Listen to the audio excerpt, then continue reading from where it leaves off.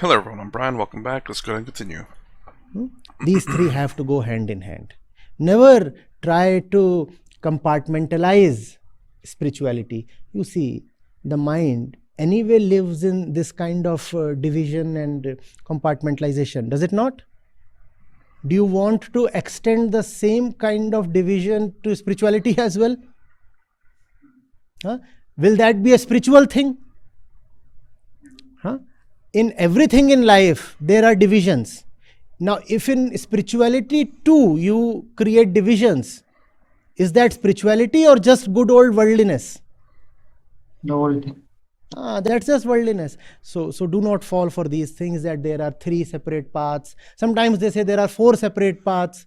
The fourth path, they say, is of Ashtanga Yoga or Raj Yoga or such things. Nothing. There is just one thing.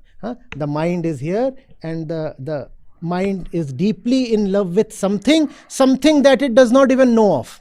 And why does the mind not know what it's deeply in love with? Because the mind does not know itself.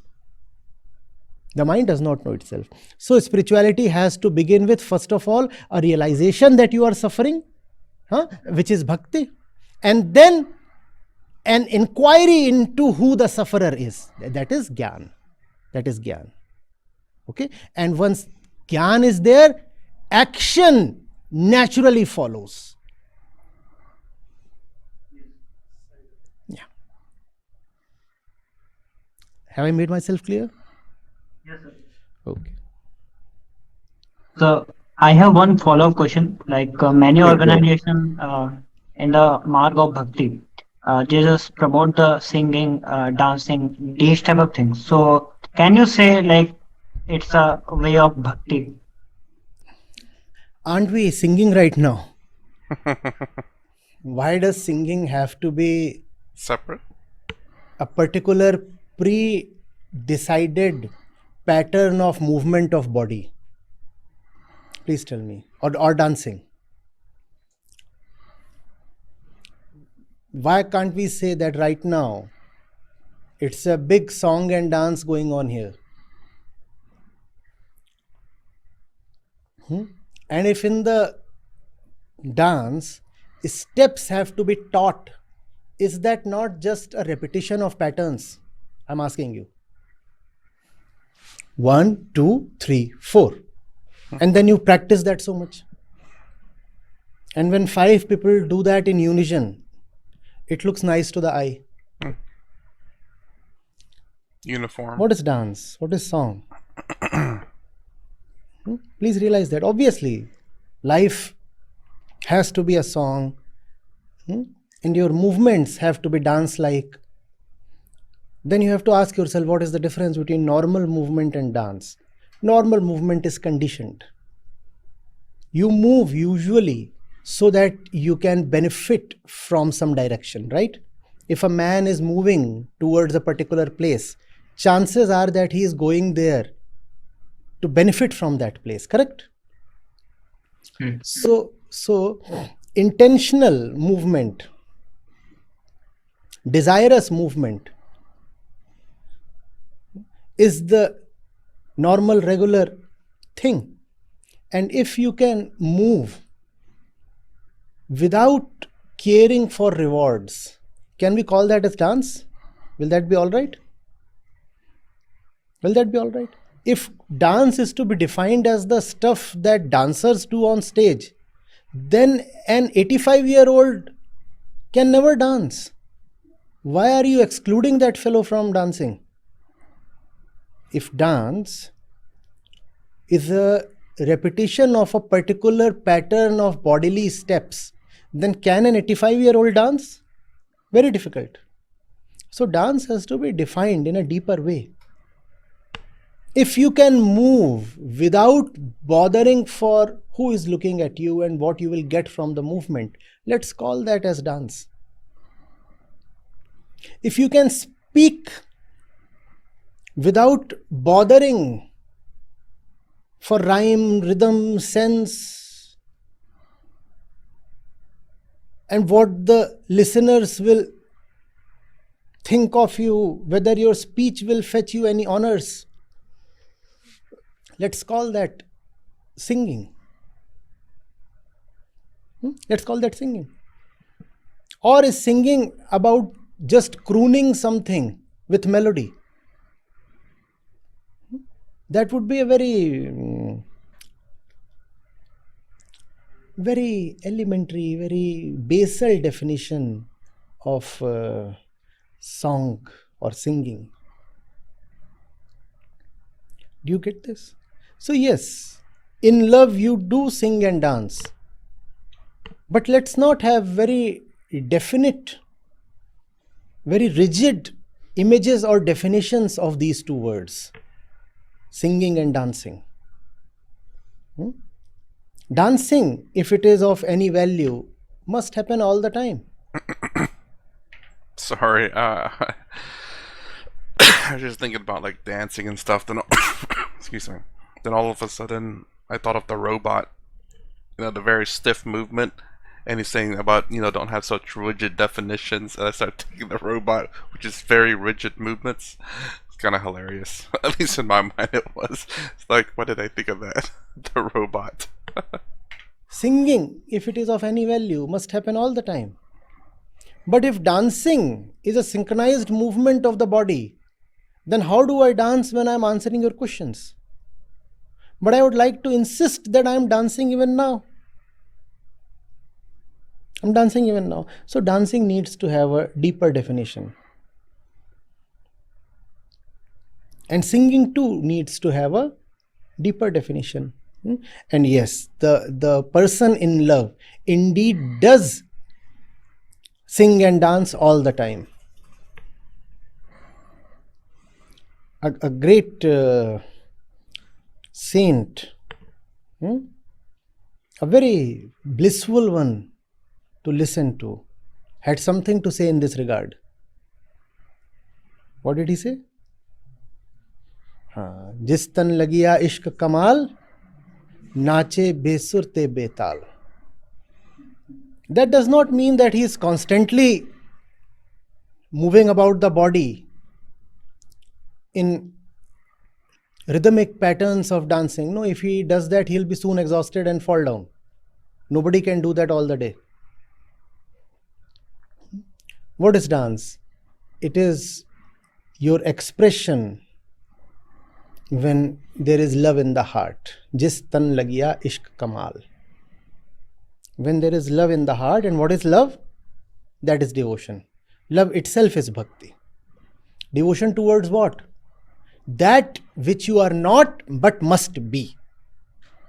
Bhakti is not about being devoted to some image that you have cultivated as per your ego. No. If you are devoted to some image arising from your own mind, can we call that as bhakti? No, not at all. You are already living in a world of images. So bhakti is the urge to gain freedom from your inner world of images and thoughts and concepts and ideas and prejudices, etc. In the name of devotion, if you start acting as if you are devoted to a particular story or to a particular concept or to a particular name or form, can that really be called as devotion? No. Because all that is coming from your own mind. If you are devoted to all that, then de facto you are devoted to your own mind. And if the mind is devoted to itself, will that lead it anywhere? No. It's like a man falling in love with his own image or shadow. Will he gain any satisfaction? So those who worship stories and names and forms in the name of bhakti are just worshipping their own shadows. They will not get anything from that. It is at best an illusion or entertainment for some time. You're looking at your own inflated image in some special kind of mirror and falling in love with it and making a big deal of it. Think of it. There are mirrors who can transform your image. No? Don't you have mirrors of that kind? So it's yourself you're looking at, but the mirror has totally changed your name and form and shape. And you say, no, that is my God. That's not your God. That's who you are. You're looking at your own shape your own prejudices, your own self, and worshipping it. So that kind of thing is just ego worship, ego worshipping itself. That does not take the ego anywhere. And that is very much, at least to some degree, a lot of the religions out there. But at the same time, I can understand Bhakti Yoga, people following a divine God. And the thing about Bhakti Yoga in terms of following a deity is the eventuality to see that the deity is no longer needed, that you're seeing yourself, your true self. But mind you, that the deity that you worship is obviously divine, as in holy, or unscathed by the material realm, untainted by corrupt thoughts or actions, purity. So by worshipping that, you become that, and then you realize that you're always that. I believe that's how Swami Sarvapyananda and those others who see Bhakti as a path as well. Understand, he doesn't, he seems more atheistic, I don't know what the right word is, but he doesn't believe in, like, it seems like images and spirituality in terms of like the mystic, I suppose. At least it doesn't seem that way from the videos that I've seen, which is very much my path to a lot of degrees. But again, I can understand the other paths as well, because it exists in this world, and I have no issues with it as long as it is something that they strive to be in terms of good human beings. So at least in terms of the idea that I understand from Bhakti Yoga, those who follow a deity is to eventually see past that, to see themselves. It's a path to self-realization.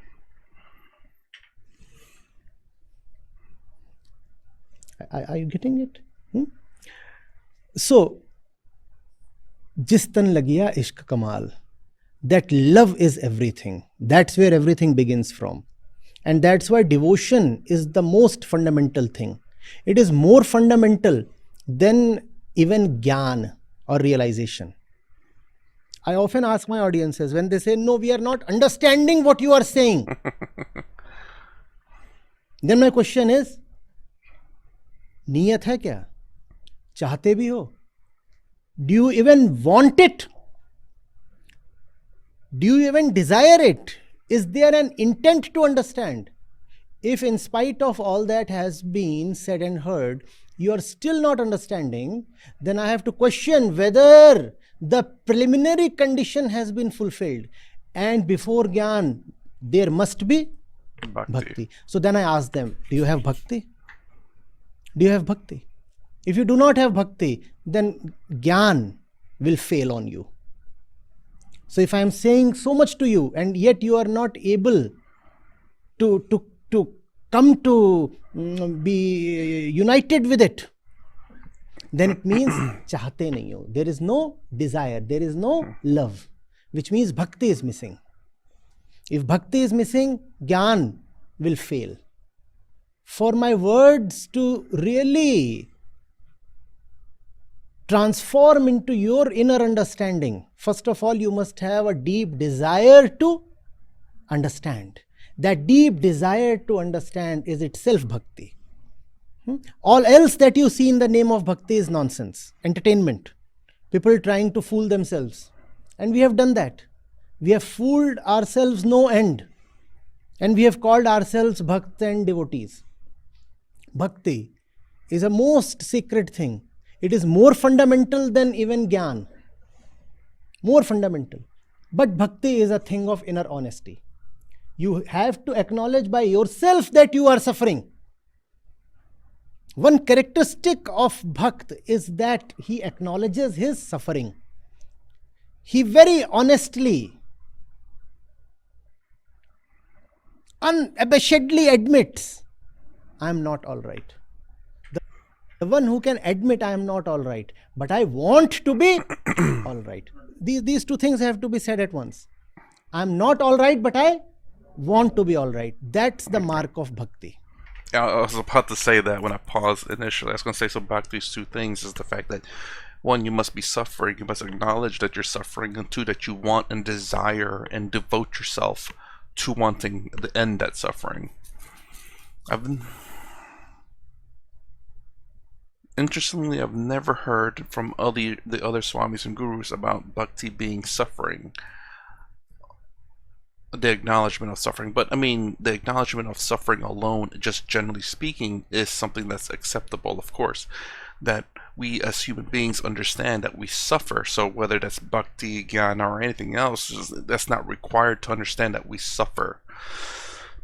But perhaps the passion needs to be there to end suffering, because you don't need to understand bhakti yoga to understand that you're suffering, or to know that you're suffering. You don't need any of this knowledge. You don't need Advaita Vedanta or Eastern philosophy, Western philosophy, or religion to know that you suffer. You know that already. Everyone does. But to get out of it, you must have, and at least with him, I'd say you need devotion, because his path is very much you must have devotion first, or love first, to end suffering. So I guess it's interesting that he puts the suffering with bhakti yoga, but that being the first step, obviously you have to acknowledge that you are suffering. I guess in a lot of sense that there are people who are in denial, and if they don't accept that they are suffering, then it's hard to get past the first step. The first step on a lot of things is acceptance. I'm not there, but I want to be there. I'm separated, but I want to be united. That's the mark of devotion. When that acknowledgement is there, when that admission is there, then knowledge can be of benefit. Only then a teacher can really mean something to you. If you look at the Upanishads, they do not really begin with bhakti. They begin straight away with Gyaan. How do they manage to begin straight away with Gyaan?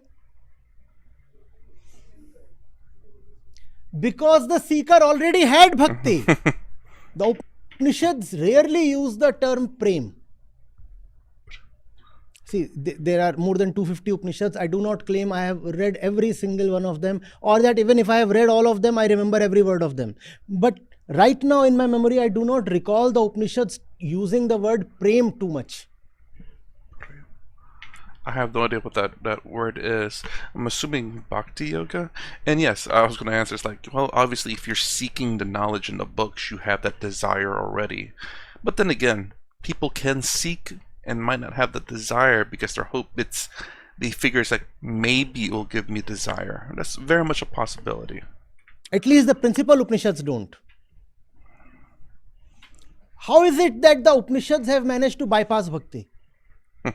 Because they have taken it for granted. They are saying, if this fellow has come to me, the seer is there, the rishi, and the rishi is saying, if this fellow has come to me, obviously he already has devotion. So there is no need to teach devotion to him or to kindle devotion in him. He already has it, otherwise why would he come to me? He can go to any other place of his desire. Instead of going to places that fulfill his normal desires, he has come to this old man in this God-forsaken jungle, sitting here, and all the insects might be biting him. And so surely he already has devotion. Therefore, the Upanishads manage to bypass bhakti. They say bhakti is already there. Now let's move to Gyaan. Now let's move to Gyaan. But in case there are people who do not have the acknowledgement of their suffering, then Gyaan will go waste on them. And then the teacher should not immediately begin with Gyaan. Then the teacher should first of all sensitize them to their suffering.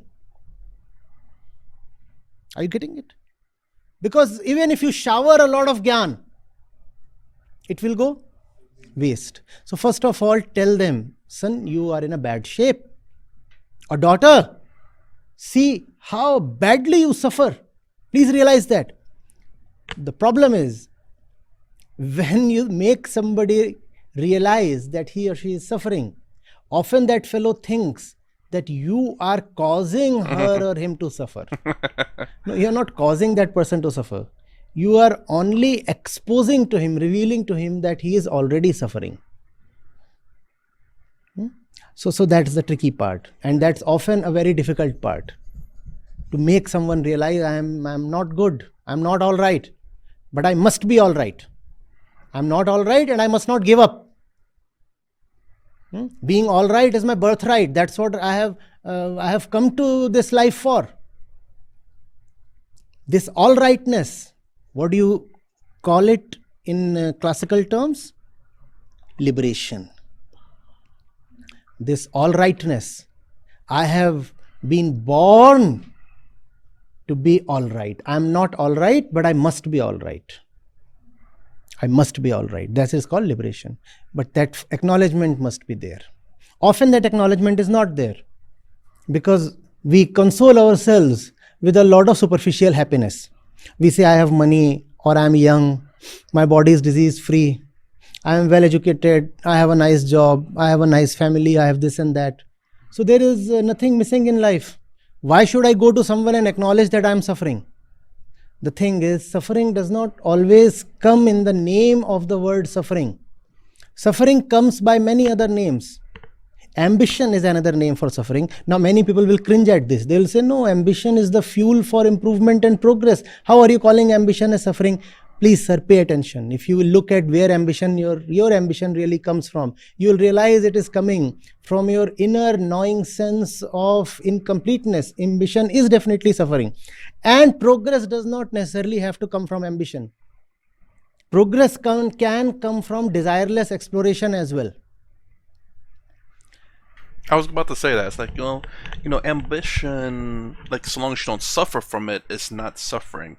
But again, I guess he has a very strict definition in terms of what ambition is, which is a very deep drive, a desire, a want that must be accomplished, as opposed to something that I want to do, but if it doesn't happen or if it doesn't end up my way, I'm fine with it. Much like how I have a definition between, seeking and missing. It's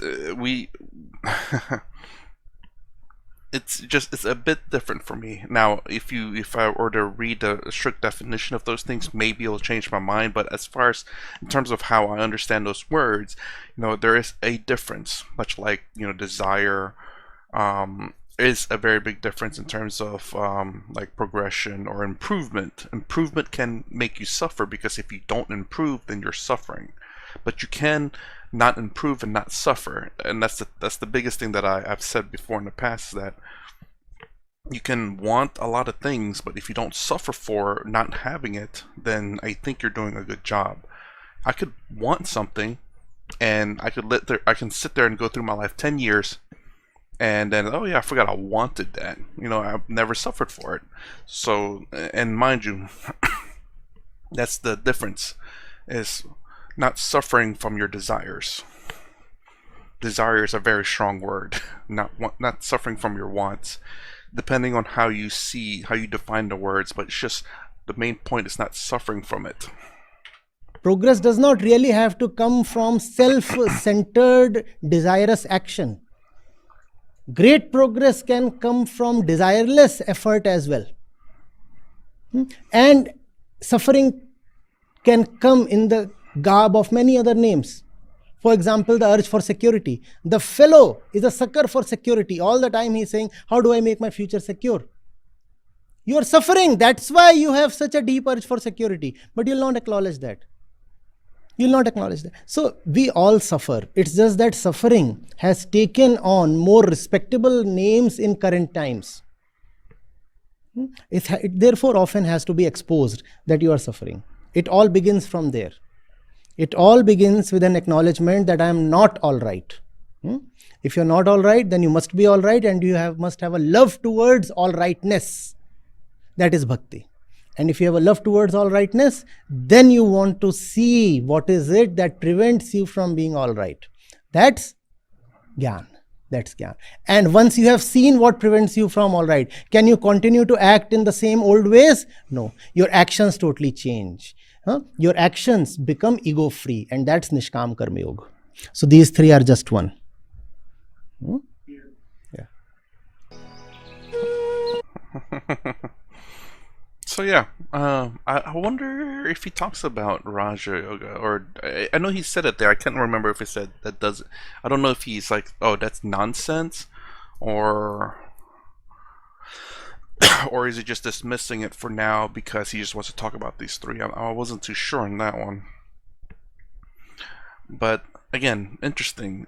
He just threw in suffering with bhakti because I mean obviously we all suffer, but interestingly he threw that as a two-parter in terms of bhakti, acknowledging that we suffer, wanting devotion or a love to end suffering, then finding out what is causing that suffering, Gyaan, and then take actions to end that suffering, karma yoga. Very interesting take. I did mine a little bit differently. I not necessarily the way I saw bhakti was just more again like devotion to people. You could say the love for people. I don't hate anyone per se.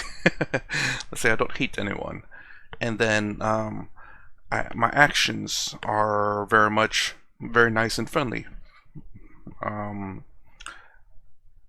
to say, and also I want to say there's detachment in my actions, but excuse me, but there's my actions are suffering less a bit. I don't suffer from my actions. So I may take actions and have passion in my action, but I don't suffer my actions. I'm not saying that's 100% all the time, but it's most of the time.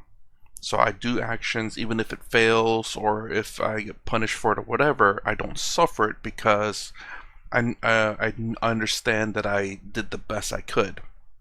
Obviously, I don't know everything, so I have to understand that I'm going to make mistakes. And whenever that happens, I have to understand that, well, this is a mistake, and I just have to improve myself. Therefore, I don't suffer my actions because I understood that I'm not perfect, and I understood that I'm going to make mistakes, and I understand that's a mistake I made. But I have to understand I have to be better. And then Gyana is a detachment of the emotions. How to say, like, whenever I do kind of suffer from my actions, when it does happen, I have to remember that I am not my emotions, my suffering. It rarely comes up, and it takes a while for that to happen, the Gyaan, for me. At least this is how I've done it. At least I've realized I've done it for the most part. Again, that only started in college when I realized whenever I took world religion class, and the Buddhism section of it was life is suffering. When I heard those words and I started thinking about it, that's like, then I need to understand that if life is suffering, why should I suffer with it? Because if that's what it is, I now understand that I don't have to suffer with it. Again, it doesn't mean that I just ended my suffering then, no, but I started working towards reducing my suffering and ending some of my suffering. When I understand, oh, this is just part of life, part of suffering, I don't have to suffer with it because it is part of it already. That is a weird way to look at it, but that's how I saw it. So anyways, this is my reaction to part 2 of this. If you like my content, please consider subscribing, thumbs up, the sound, and bell. Thanks for watching. I'll see you in the next vid.